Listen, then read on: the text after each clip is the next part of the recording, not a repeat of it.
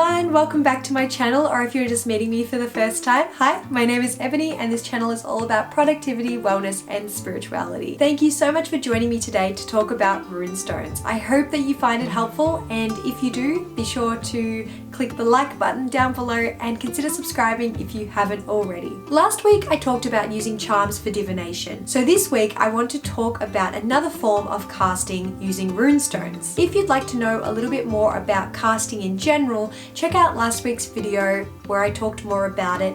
I'll link that in the cards, whichever side that is, and down below as well. I hope that you find that helpful too. I am so excited to talk about runestones today. I absolutely love reading with them and learning about their history. So get yourself a cuppa and we'll dive right in. I'm always out of coffee when I say that, and I'm like, I need more coffee. So first things first, what are runestones? Runestones are essentially an ancient form of oracle cards used by Germanic and Nordic tribes. Typically there are 24 runestones, each symbol representing a letter in the Elder Futhark alphabet. Often there is an additional blank stone which has its own meaning too. As Lisa Persson describes in her book, A Practical Guide to the Runes, I'll just read straight from the book actually, let's just go straight to the source, shall we? There were several different runic alphabets in use throughout Northern Europe over the centuries, but the most common is the Germanic or Elder Futhark. This alphabet received its name from its first 6 letters, F, U, T, H, A, R, and K. It was the system most widely in use between 200 BCE and the late 8th century, and the one we shall be concerned with in this book. This alphabet contains 24 letters and is divided up into 3 groups of 8 called Freya's 8, Hagel's 8 and Tyr's 8. I apologise if I pronounce anything wrong, because I'm mostly reading about these things and I haven't really heard the pronunciation a lot. I'm not sure if I'm saying it right, so if you do know the correct pronunciation of these things, let me know down below, please. Please let me know. So on today's blog post I have another freebie. It'll be all linked down below. I've basically created a free quick guide to all the runestone symbols in the Elder Futhark alphabet. I created this for myself as I'm still learning all the different symbols and meanings, and it's been super handy, so I hope that you find it really helpful too. For each runestone, the guide also includes their equivalent letters in the English language, the Proto-Germanic, Old English and Old Norse names, along with a brief description and keywords for each. I use this reference constantly as I'm learning, as I've found that some sources can refer to certain runestones by different names, which gets super confusing. For example, Tyr is the Old English name and Tiwaz is the Proto-Germanic name for the same runestone. I also find it interesting to see how the names changed over the centuries too. So hopefully you find the guide really helpful if you're learning runestones as well. So check out the blog post linked down below to get your free PDF copy. Runestones have been around for such a long time, and as I said in last week's video about casting, it feels so wonderfully tactile and ancient. My runestones are made of labradorite, one of my absolute favourite crystals, and honestly the energy of these stones is just so beautiful. I'm planning to also share a series on my Instagram where each week I talk about a different crystal, and next week I'm going to talk about labradorite. So if you're interested to learn more about this beautiful crystal that you see today with my runestones, then feel free to follow me at Ebony Highland on Instagram.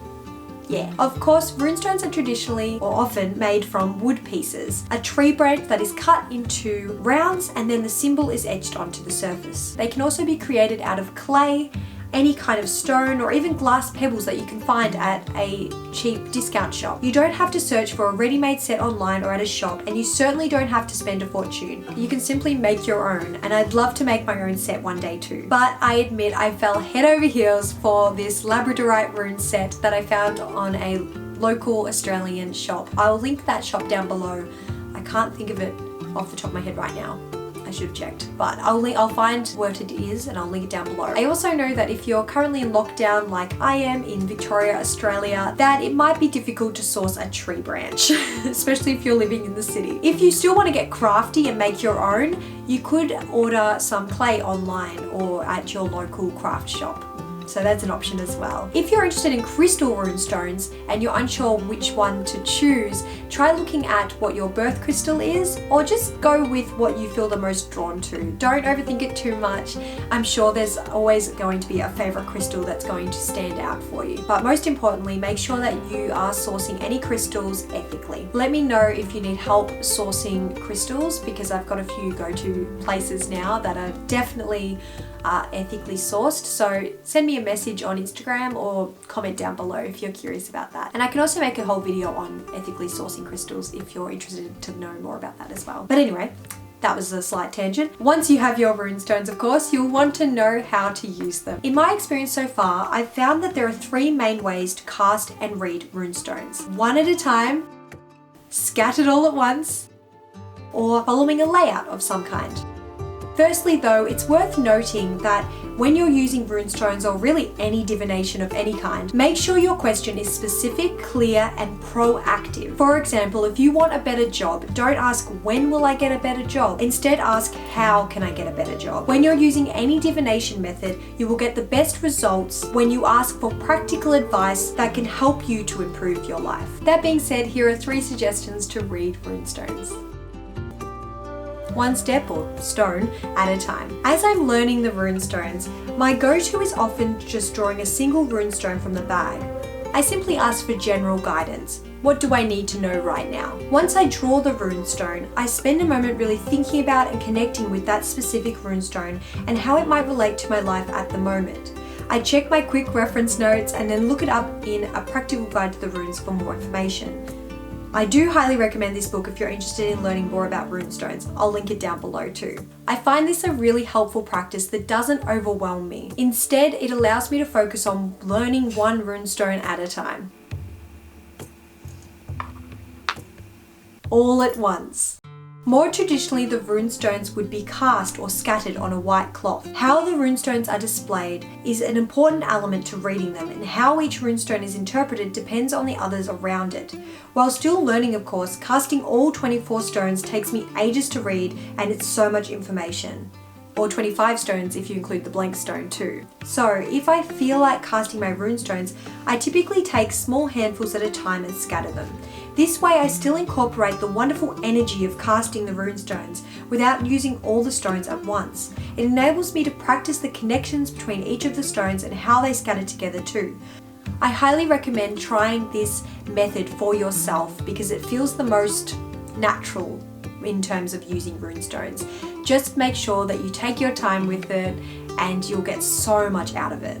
The final method I wanted to mention today is using layouts. I'd imagine that following more of a layout method is perhaps a modern version of reading runestones, but it's a fantastic way to learn, especially if you're used to card reading, so you're always following different spreads. Don't overcomplicate rune layouts, however. As Lisa Peschel writes, keep in mind that the runes are a simple, earthy system and its layouts should also retain a bit of simplicity. Just as with card reading, there are layouts for every situation, or you can come up with your own. To give you an idea, I'd like to mention one of my favourite 3-rune layouts today, but I'll definitely go more in depth on runestones in the future, so stay tuned for that if you're curious. My favourite 3-rune layout. First, hold your bag of runestones in both hands, taking a moment to ask your question first. As I mentioned, make sure that your question is specific and clear.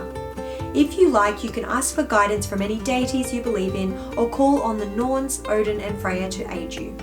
When you're ready, shuffle the runestones in the bag, then pick 3 at random. Lay them out face down in front of you.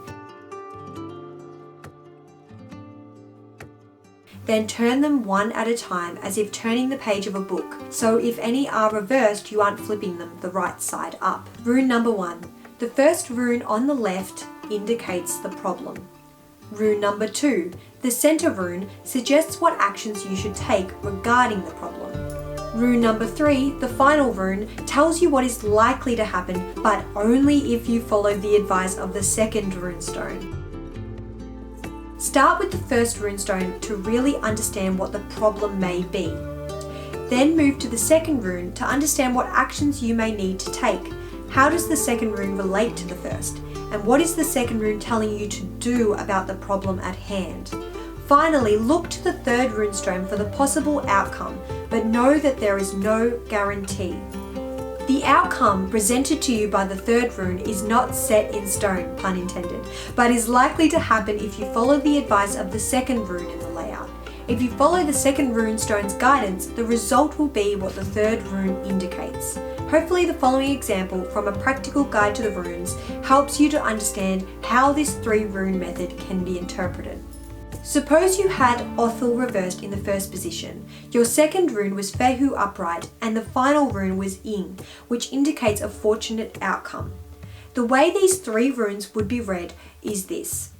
Othel reversed tells me that you are out of money and are very worried about your financial status at present. Fehu signifies gain through hard work. If you follow Fehu's advice and work extra hard to accumulate or save money, then you will get to Ing, your fortunate outcome.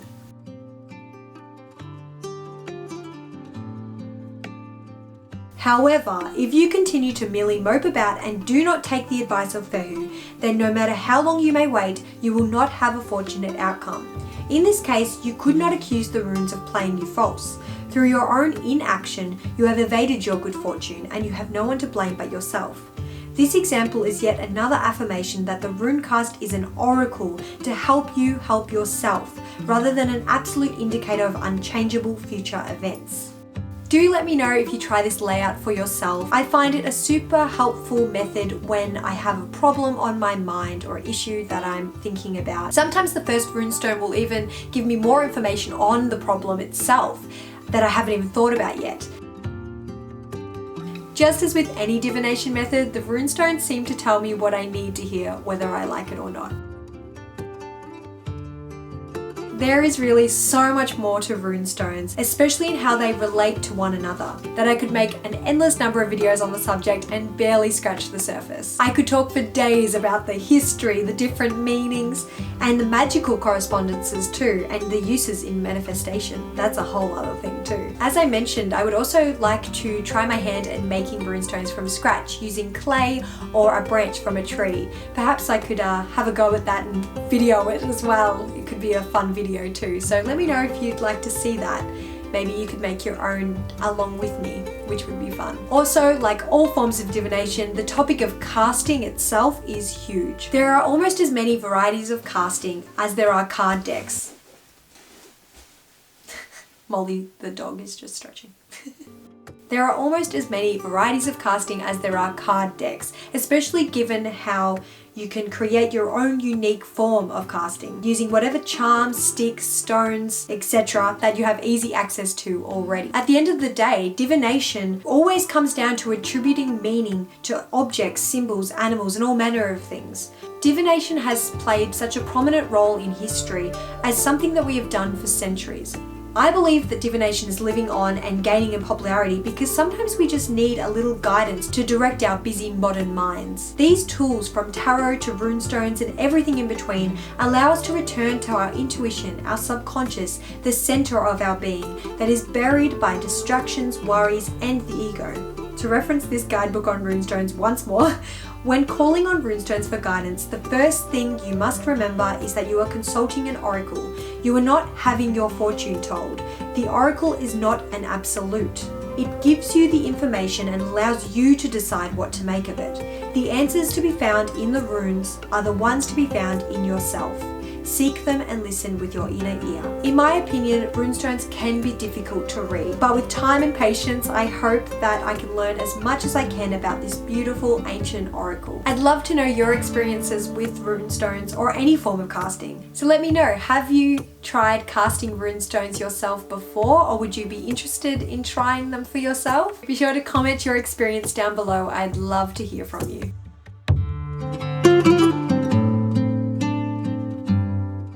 I hope that you found today's video on runestones helpful. If you'd like to learn more or have any questions, be sure to comment down below or send me a message or follow me on Instagram at Ebony Highland. Also, don't forget to head over to today's blog post that's linked down below for your free PDF guide to runestone meanings. I literally use it every time I use my runestones. I find it super helpful and I hope that you do too. If you haven't already, please do consider subscribing. It really does mean the world to me. Ring the little bell to be notified when I post new videos. videos every Thursday. Thank you so much for watching. I hope you're doing well wherever you are in the world, and I'll see you in next week's video. Bye!